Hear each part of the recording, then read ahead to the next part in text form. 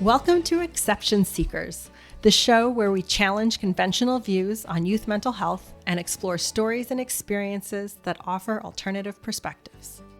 So, my conversation today is with Brendan Madden, and we explore the idea of climate anxiety, climate action, and just the impact of the changing environment on our relationship with us. And I usually do a summary at the end of our conversations on this podcast, but I wanted to do something ahead of time with this one because, at least for me, this was a very challenging conversation. I find climate change to cause a tremendous amount of anxiety because it just feels like something that is so out of my control. And it's something that I has sort of sat with me since I can remember. I remember when I might have been around 9 years old. I remember my family went to McDonald's and I bought a Big Mac meal. And at the time, the hamburger came in one of those, if you'll remember, those styrofoam containers. And I remember being really upset by this, so upset by this, thinking how many of these are sold and what happens with them when they go into the landfill. And I can remember being at my cottage in the summer and writing a letter to McDonald's. I just, in general, McDonald's, and asking them to please change how they were packaging their takeout. And I remember drawing this little diagram of how it could be and suggesting different materials. And I have no idea how I came up with an address. I do remember mailing the letter. My parents were like, sure, yeah, if you feel strongly about this, then like do it and, do something with that and we'll help you send your letter. But I can remember, yeah, I just remember from a young age, there was a time when, pesticides, people started talking about it, and peregrine falcon eggs were really thin and they were cracking when the birds were sitting on them. Like I just remember these moments. And so all of that to say, when I was thinking of my conversation with Brendan, there was a part of me that really didn't want to have it because part of me didn't want to hear about some of the things that were happening because I thought it would just confirm all my reasons to already be worried about it. And yet, what I found was, there are reasons to be hopeful, and there are ways to, within this grand piece that I do lack a lot of control over, there are pieces to pull in that I can control in how I live my life and some of my choices and activism and more at a community level. So I wanted to offer all that because if any of you are hesitant about listening because you also have worries around this, I I get that and I hear that, and I hope that this gives you some hopeful food for thought. So here's my conversation with Brendan. I'm here with Brendan Madden. Brendan, welcome to the podcast. Thank you. Great to be on, colleagues. Yeah, well, I'm looking forward to chatting with you. I was thinking perhaps to start, we could maybe you could give us a bit of background in your journey into your field of outdoor education and risk management and all the experiential learning pieces you've done over the course of your career so far. Sure. Well, yeah, I spent 30 years in outdoor and wilderness education, which is where we met initially. Um, and really with a passion for just getting young people outside and seeing the restorative power of getting young people into nature and forming positive human connections the old-fashioned way in nature. And that really kept me very inspired for a long time. And then I really got focused on the risk management aspect of that. So how do we manage risks really responsibly in that sphere so that we can keep Mm. taking kids outside and having adventures because we need to be responsible to do that. And that became a major passion. And then recently I've decided, okay, that was a good 30-year journey and looking for for new challenges, and I've been working on entering the disaster and emergency resilience world. So I've been taking the what we jokingly call the Master of Disaster program, the Masters in Disaster and Emergency Management program at Royal Roads University, and Okay. figuring out how to bridge my risk management skills uh, from the outdoors to kind of a broader societal resiliency building level. Yeah, Right. it's been an exciting journey. All kind of lead into each other. Yeah, yeah, Mhm. it's amazing. From spending time in outdoor adventures, how it everything you're doing translates to quote unquote real life, whether Mhm. it's taking care of a group of people and it's like there's a storm coming in, we need to have everybody fed and sheltered and Mhm. getting along with each other. We need to learn how to communicate well, to work as a team, all that stuff, it all transfers, right?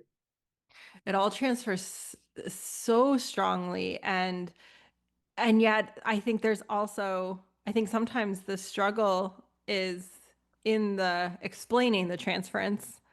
Sometimes, if you've done it and then you think, oh yeah, I can maybe be someone who's maybe less reactive, a little calmer, a little like, we'll just figure this out, because that's so much of outdoor stuff, right? It's like, oh, that didn't go as planned. We'll find Yeah. a different way, right? But sometimes it's like, how do you explain that? Yeah, I think that's one of the great mysteries. I think for people who've been lucky enough to have exposure to that kind of adventurous journey, Mhm. it's something that kind of unfolds over your life, really. I'm still realizing what I learned when I was 16 and teachers were taking us out on the weekends in Muskoka, and I was so lucky to have that. Those are such special experiences. So as a young person, you had it, and then in roles that let you help other young people experience that. What kept you fueled? Why do you think it's so important that this still be an industry for us? I'm a solution-oriented person, and I've just seen how well it works. You hear so Mm. much in the media of what's going wrong, what's going wrong with young people, for example. It's like there are mental health challenges. Mhm. Young people are disconnected. They don't want to leave home and get a career sometimes, et cetera, et cetera. And Yeah. the old solutions work, a young person learning that they can do stuff, that they can power through hard Mm. things that are uncomfortable and make them sweaty and hungry and bug bitten, but they get to the other side and go, oh, I'm actually really glad I did that because I feel like I learned some stuff. Um, yeah, it just works.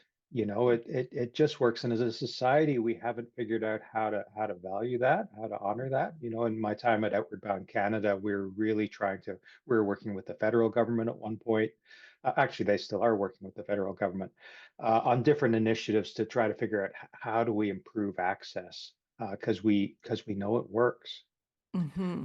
But that's been a tough go because they're competing priorities. They're competing priorities in school and in other places. But I think it's Yeah. really important that young people don't lose that connection in nature. So competing priorities when over 30 years, that's a big perspective you have. What kind of trends have you seen as, maybe coming in as competing priorities or whether that's like a concrete thing or just this perception of, it's too risky or it's not valuable enough in experience or I don't know, like what have you seen that sort of has maybe grown participation or reduced it a bit? I mean, I think overall in outdoor education participation seems to be reducing. I think the access is much harder than it was 20 or 30 years ago for young people, and that's a big concern. Um, the biggest trend I think I saw was that young people were changing. And we really needed to change the programs to adapt to them. So, Mm. if you read Richard Lou's work, The Last Child in the Woods, I'm sure you've read many times. He talks about how the radius that kids are allowed to explore from the home unsupervised has shrunk to a microscopic part of what it was 30 Right. years ago. So you're getting kids are growing up and really not being exposed to adventures and risks in a microwave the way they used to. So you need to be a lot more gentle introducing young people to a program than you were. You could just chuck them into something really highly adventurous. And we learned we needed to kind of scale that back, soften it a bit. But then when they get out there, young people have really changed, and at the same time, kids are kids, and young people are the same as they've always been. It's a paradox, but I think it's kind of true. Mhm.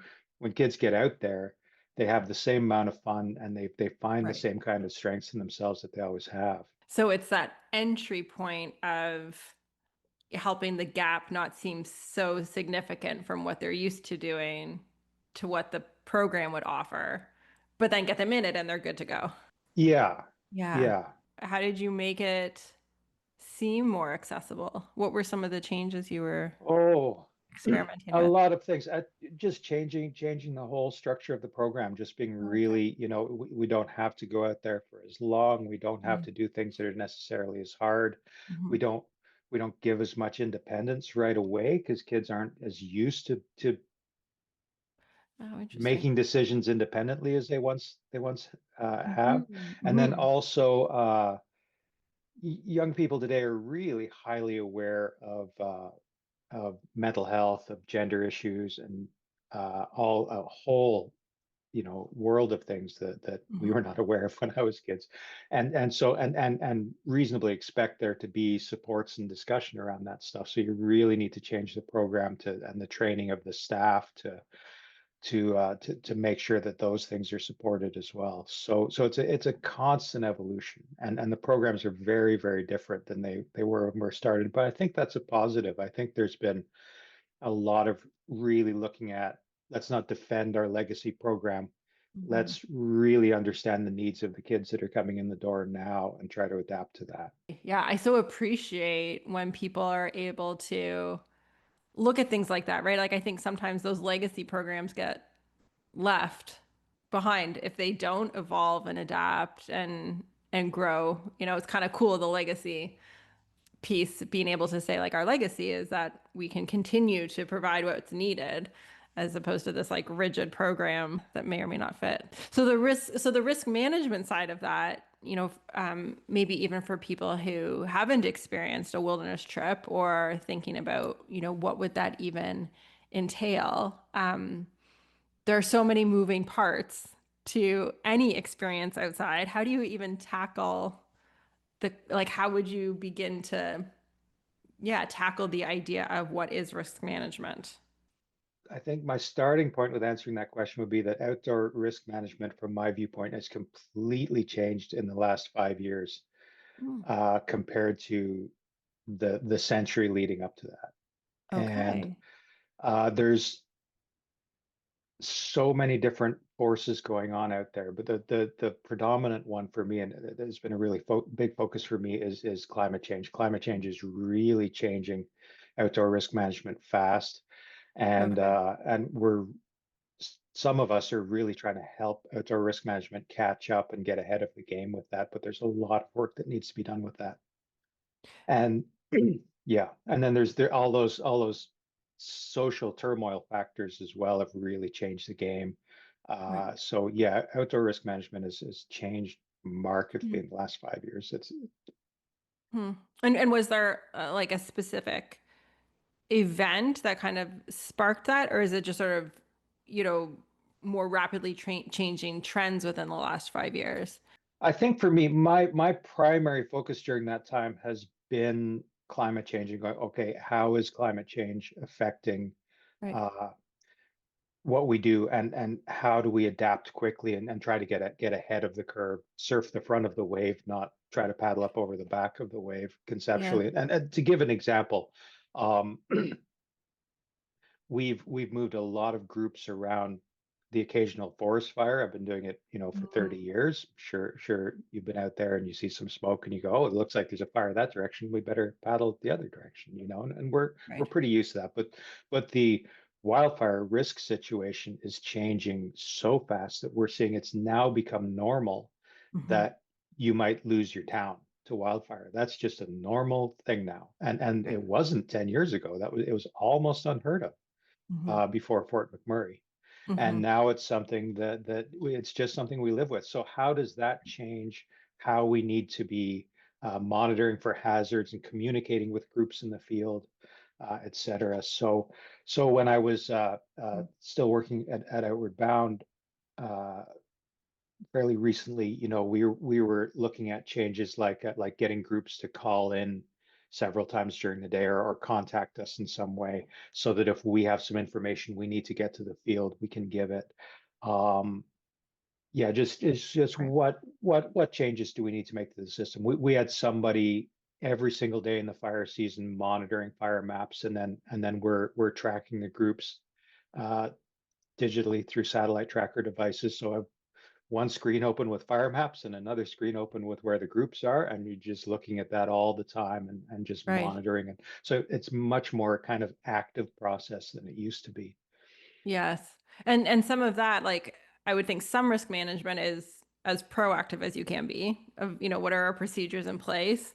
But then some of it ends up just having to be in the moment, a little more reactive or just in real time, fires and wind and where people are and how things are being managed.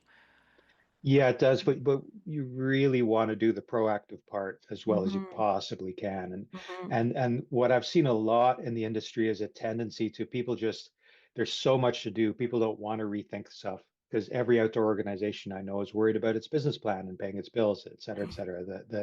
Hmm. That's a big deal, getting enough kids to come in, getting money to Yeah. operate, et cetera, et cetera. So it's really hard to carve out time to completely rethink how you're doing things, but it's also really necessary because we're living in a new world now. Hmm. And and so yeah, if you really figure out the proactive stuff, then when you do wind up in a reactive position, you've got systems in place. You're playing from the same deck as your field team, and you can get everybody to a safe spot. Are there other areas, forest fires for sure, and I'm not sure when this will air, but at the time we're talking, certainly very concerning in Manitoba right now with their fires. Have there been other pieces when you think of how climate change has started to change the outdoor industry like that? Well, one of the Okay. things that was the biggest surprise for us, we were running sea kayak expeditions. This is with Outward Bound again, a few years ago on the Nova Scotia coast. Hmm. And we realized through contacts with the surfer community that there didn't used to be great white sharks on the coast of Nova Scotia, but there are now. And Oh, we interesting. actually learned about that because the surfer community was in a conflict with the shark biologists who were actually putting chum in the water to attract the sharks so they'd come and study them. And the surfers are going, hey, That's not helpful can for you us. not do that at Yeah. the good surfing beaches, please? Um, Yes. Right. and so then we talked to the scientists and got, so now we've got Yes. another screen open that's got the shark site where they're tracking Right. where the sharks are with shark Right. collars, and then we're Right. tracking where our groups are. So Hmm. that's just another example. So everything's changing. Another big thing Mm. is just sudden, really intense weather events. So micro storms that can just, flatten part of a forest or something. So again, that's where we've shifted from sending a group out and they just deal with whatever comes up. And that was wonderful when we used to do that. To now you've got in-town folks who are actually monitoring environmental conditions the whole time they're out and going, oh, it Mm. looks like something's really brewing. We want to get word through to the group to batten down the Hmm. hatches and maybe not travel today. That sort of thing. So Right. yeah, Right. and then there's little things as well. Like about a decade ago, we realized that Lyme disease had really spread Mm. in Canada, and we didn't really have it much before, and we did now. Yes. And at the time, the medical world really wasn't caught up at all. We had to go to the States to get a lot of good information of how to Yeah. deal with that. But so big things and little things, but it's changed the whole game. Yeah. Yes. Well, and then I just imagine, like you said, this need to keep up and, the risk, I guess, then for certain companies or organizations, right? That if you're not keeping up, you could just fall too far behind or, then the risk of what could happen. Yeah, it's like a constantly. I'm picturing this like little underground network of people talking to people of, doing like the surfers and the scientists and you and all the storm watchers. Yeah, it gives a good little movie sci-fi visual almost of of all the big boards being tracked. Okay, so you were, sort of you were in this risk management role, seeing these impacts of climate change, and then decide I'll go do my master's. Yeah, Yeah, and pivot. yeah. Somewhere Okay. in there, I stumbled on a document called the UN Sendai Framework for Disaster Risk Reduction, which is a Okay. document the UN put out in 2015 to try to help countries make that shift from the proactive, we Mhm. wait till a disaster happens and then we throw all our people and money at it, to a proactive, how do we build systems to actually make things more resilient and safe on the front end. Mhm. They're doing that at the country level, and it just absolutely rocked my world. So I my first thought was, great, how do we adapt this for use in the outdoors, which is what we've been doing through the Climate Action Lab. But yeah, it was just a realization for me that the kind of adaptations I'd been trying to help us make in the outdoors at Outward Bound Canada were happening at a societal level, and there was a much bigger game playing, and I was really intrigued by that, and I wanted to get in the sandbox and play, and that's been a really exciting thing to explore. Okay. And you mentioned you were writing your thesis. Yes, indeed. Yes. Yeah. What is your area of focus for your research for it? I'm looking at wildfire evacuation communication for outdoor groups. Yeah, so Oh, if that's so if fitting. specifically if there was a sudden extreme wildfire event pops up and there are Yeah. groups in the field, Yeah. what's the best way to communicate with them to guide them to a safe place? There's not a lot of clear guidance and research out there on that right now, and I'm hoping to try to fill that gap a little bit.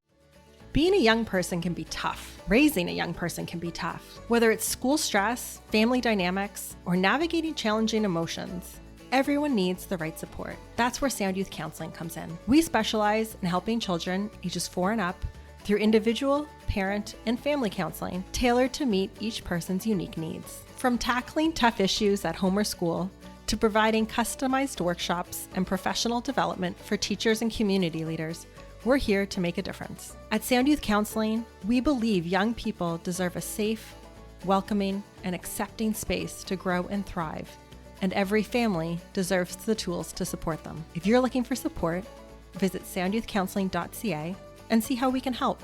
Sound Youth Counseling, empowering individuals, supporting families, and building stronger communities.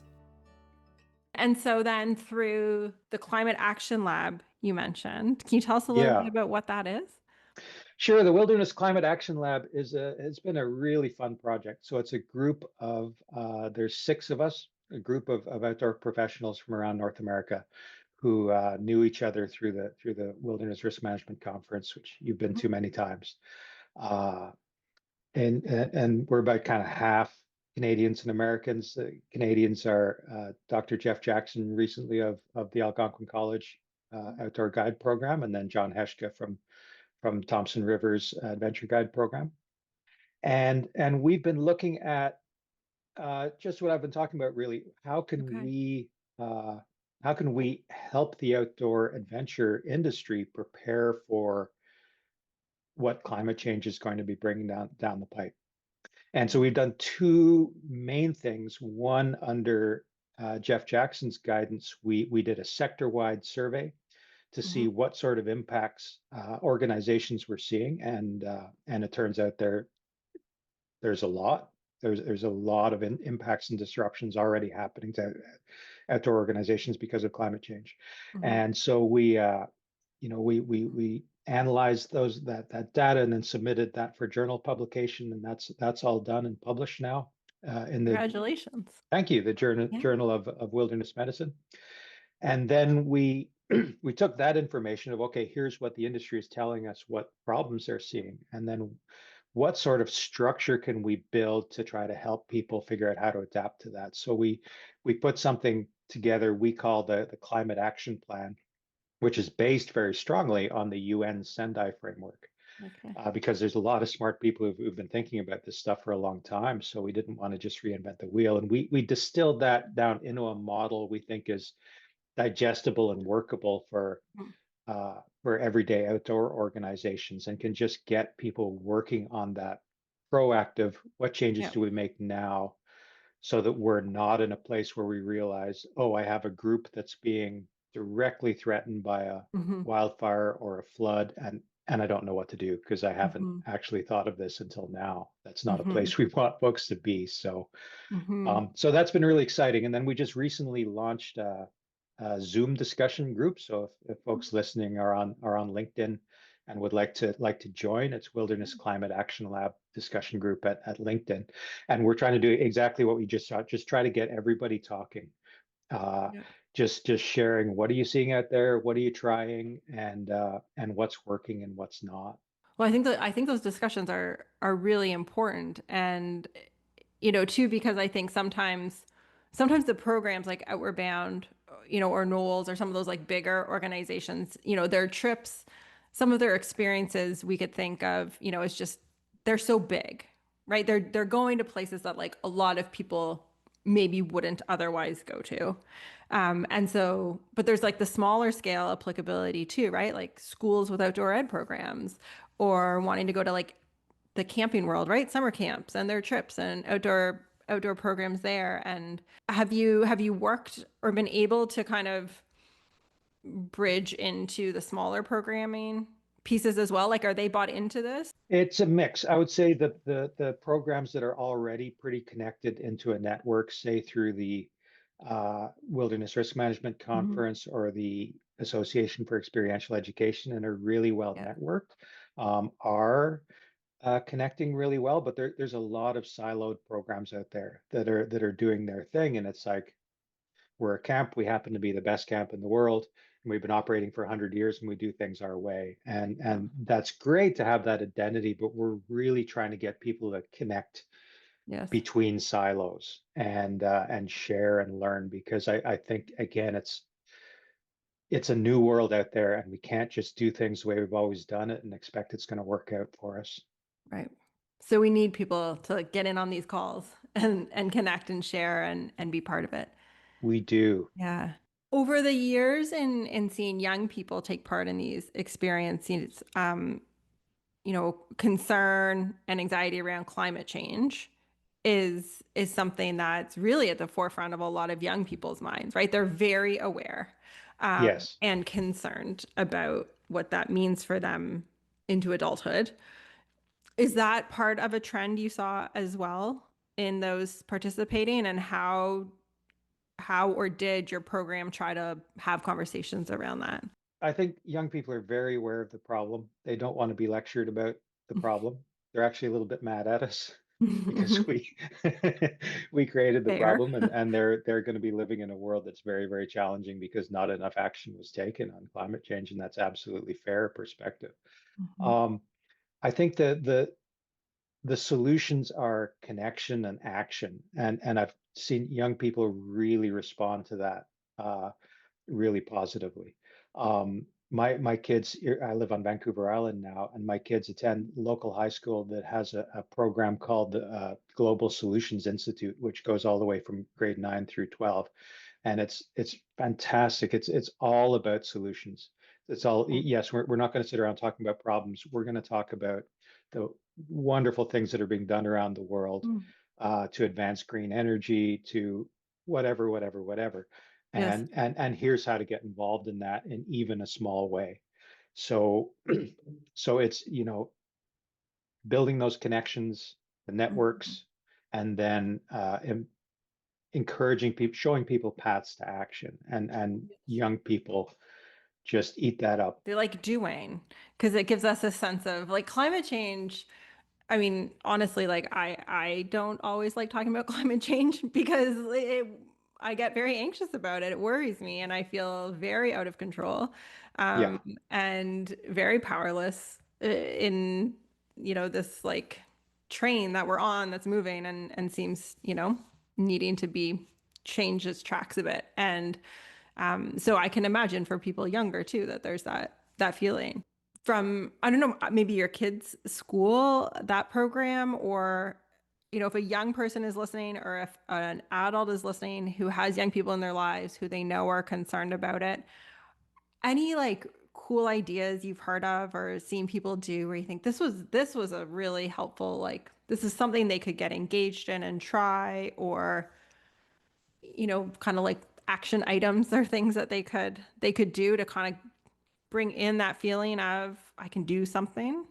Somebody told me a motto recently, or maybe I read it in an article, I don't remember, Mm, but it really struck me. And the motto was volunteering is better than therapy. mm, And yeah. not to diss therapy at all. Therapy is fantastic, but the idea of there are volunteer opportunities everywhere, and Yes. getting out there, trying to stop doom scrolling, and Yep. getting out there and getting involved, and you've got again you got connections and action. So it's real Yep. connections between human beings, and then taking some sort of action on something. Hmm. And it's amazing how much better you feel at the end of the day. And no, that doesn't make the Hmm. problem go away, but it does affect the body politic over time.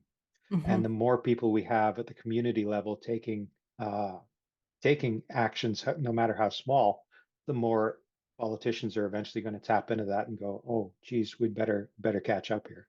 Yeah, I like that. There is a lot to be said for volunteering for yeah, so many reasons.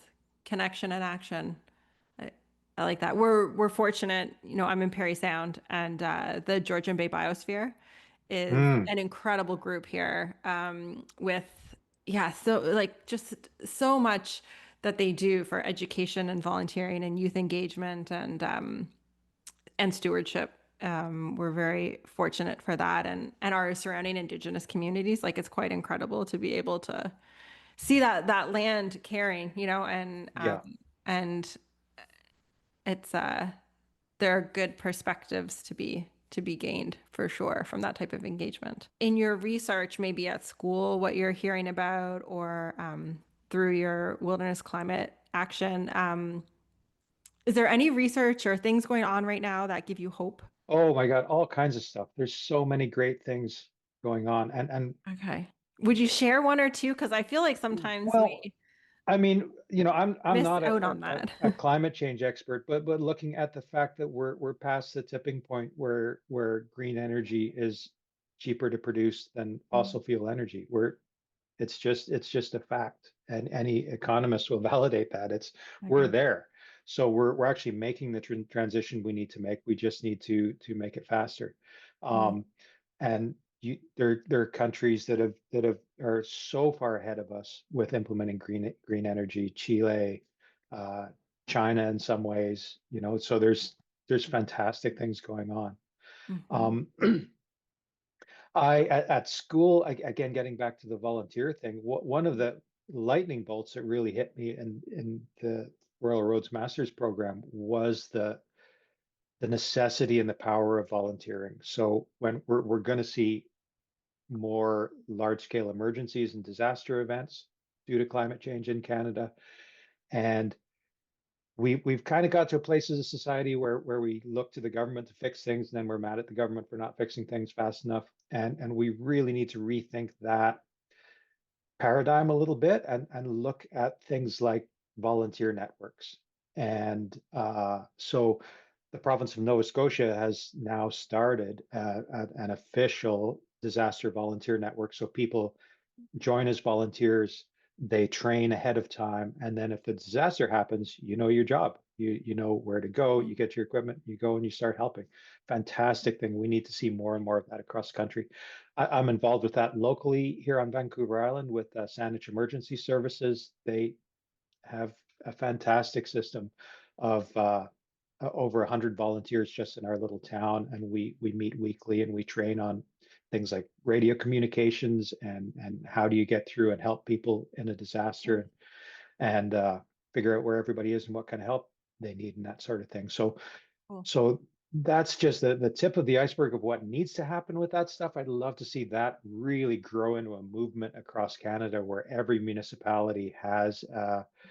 has emergency response volunteers. So when a wildfire Mhm. happens or a major flood, we all know our jobs and we go and get at it. Really like what you saw in London, England during the Blitz in World War II when they had the civil defense force, and When the air raid siren went off, you knew your job. You went to your corner with your flashlight and you directed people and you did your thing. And it's so much, it works in managing the situation that you've Mhm. got in front of you because you have a dispersed informal disaster response squad that's your citizens. It's not waiting for the government to leap into action. And then the other thing is that the benefits for your mental health of actually taking those actions, making those connections, and actually preparing for that stuff is really, really huge.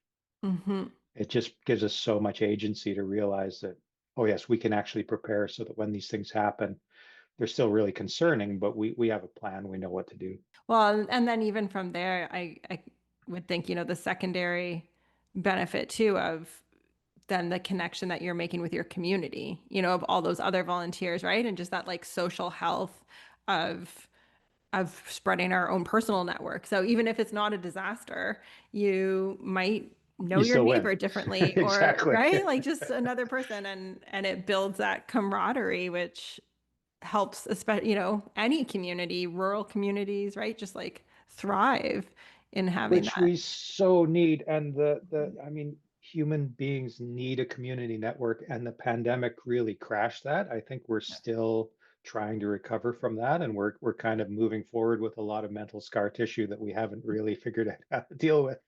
Yeah. And I no, I speak to a lot of people and say, yeah, I feel like I'm learning how to socialize again. Like I feel like that got broken, and I go into a crowd of people and I'm like, "Ah, I don't know Yeah, how to it talk to you." And but we yes. need to relearn that and remake Yes. those connections. And yeah. Yes. Yeah, there's still the pieces we carry, right? Or I'll notice it sometimes if I'm in a crowd or somewhere and I hear someone cough.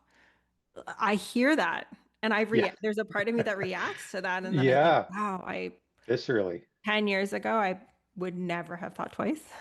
Yeah. Really, and yeah, it's a visceral response for sure. And I would think too, just those getting people out into nature of those experiences, even just that reconnection and like regrounding to the earth, to nature, to would also just be so powerful and kind of reassuring, I think. Like yes, it's changing, but it's also like it's right there. And just we're a part of it. I don't know. It feels or feeds a part of who we are at a deeper level, I think. No, I absolutely. And I think another thing that's changed in my time in the outdoors is that we've really learned a lot from Indigenous peoples and Indigenous relationship with the land, and we've partnered with a lot of Indigenous communities and land back programs and whatnot, and really, I came to really see a dichotomy that in the kind of Western colonist perspective, there was sort of this. You'd occasionally run into this conquering language or this Mm, growth through challenge. We go out there to push ourselves to the limit, and we're out there to push ourselves out of our comfort zone and all this stuff. And I slowly realized I was never hearing that kind of language from Indigenous people, and it mm, was much more we go to the land because that's our safe place, and right. that actually is our comfort zone. Mm, And it's yes. not a place of danger. It's actually a place of comfort and safety if you take some simple precautions. And much, much different. And Mm, that's where we go to heal and become whole again. And I think we're slowly starting to learn from that. And mhm, I'm really, really excited at the leadership we're seeing across the country mm. in Indigenous tourism and you know Indigenous perspectives in outdoor education that's really changing the paradigm in a really positive way. So thinking of what you've been doing, one of the reasons for starting this podcast was this idea of, we can sometimes just get very stuck in our narrative of the way we see things, right? And we're really good at just still doing our thing within that. And sometimes what we need is to like look outside of that, find the little exceptions, find the things that are slightly different. And sometimes I think that's in, hearing stories of people who have found things that aren't totally working and then they look for a different way to do it or they see the need, right? And um, Yeah. as you have been doing through your career. And so I two questions I always ask everybody because I'm so curious about it. One is, as someone who has done this, um, when do you think you first started to realize that you were someone who saw things a little differently? And then the second part is, when you look back at your experiences, like what do you think it is that gave you the the courage or the curiosity or the tenacity to then see that thing differently and then try to do something with it? When did I really, I mean, I was always a weird kid growing up. And I was always sort of tolerated by my classmates. Like, my hand would go up in class and you see everybody kind of roll their eyes and be like, oh boy, what part of left field are we going to today? Um, and I mean, the other kids are pretty good about it. It's just gentle ribbing, but I'm pretty sure I'm neurodiverse in an undiagnosed way, and I'd love to get diagnosed at some point just to figure it out a little bit. But yeah, I've always been kind of way off in left field, staring at the flowers when everybody else was playing a ball game or something. I think it was a community thing, and Mm, just finding those role models. And it was usually somebody who was really brave and in their own skin and not afraid to stand up and speak their truth. And even if that meant risking getting in trouble, and realizing as time went on that those are the people you really admired. mm, And it's like, okay, I want to be like that. I want to yeah, that. And being, I grew up, I'm Irish. I grew up in Ireland, and the Irish people are just kind of like that. They're not really rule followers. They're it's kind of don't want to cause any international incidents here, but it's provably true.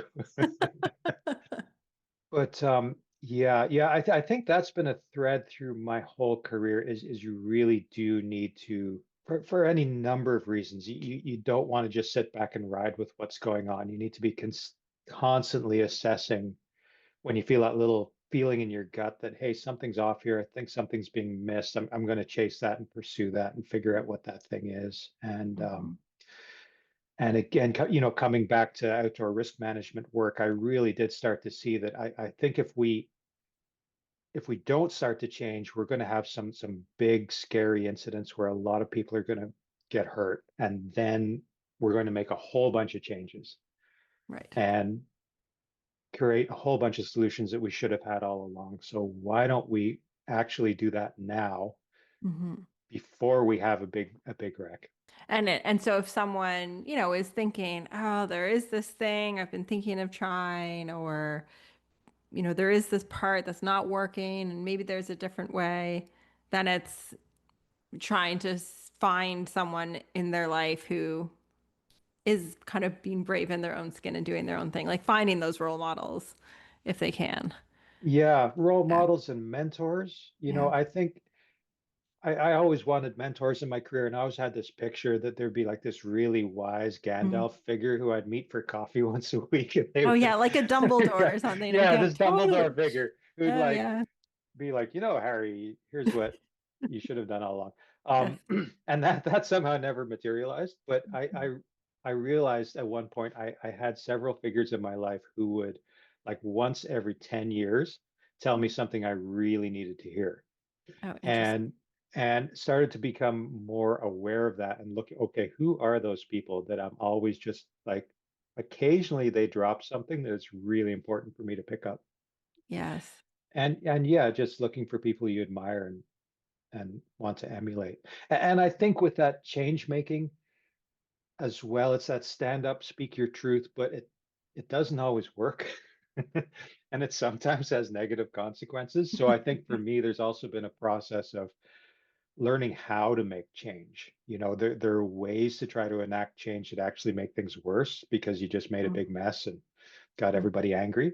And Mm-hmm. there's ways that actually start to move the ball down the field. Hmm. And so it's learning a little bit of politics along with the drive to create change. Yes. No, I think that's a good point. And I think sometimes when we're thinking of change, what we see is, 20 steps down the road. Yeah, Like we see the big change.